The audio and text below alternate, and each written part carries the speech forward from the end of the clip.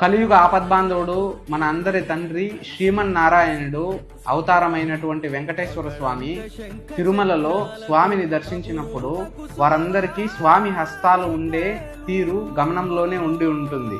స్వామి హస్తాలు నేలను చూపుతున్నట్టు ఉంటాయి. ఆ భంగిమకు అర్థం ఏమిటంటే, తన పాదాలని ఎవరైతే శరణ్యంగా భావించిన భక్తులకు, స్వామిని దర్శించిన భక్తులకి వాళ్ళ సంసారంలో తిండికి కూడికి బట్టకి లేమి అనే ఉండదని పరమార్థం. ఇదే విషయం శ్రీ వెంకటేశ్వర స్వామి వారి సుప్రభాతంలో కూడా ఉంటుంది.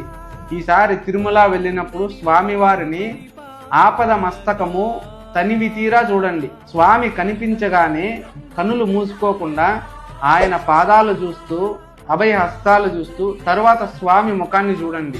ఏడుకొండలవాడ, వెంకటరమణ, ఆపదముక్తులవాడ, అనాథ రక్షక, కలియుగ గోవింద, నారాయణ నారాయణ నారాయణ అంటూ చేతులు పైకెత్తి దేవుడికి నమస్కరిస్తూ దేవుని పాదం చూస్తూ దేవుని దర్శించండి.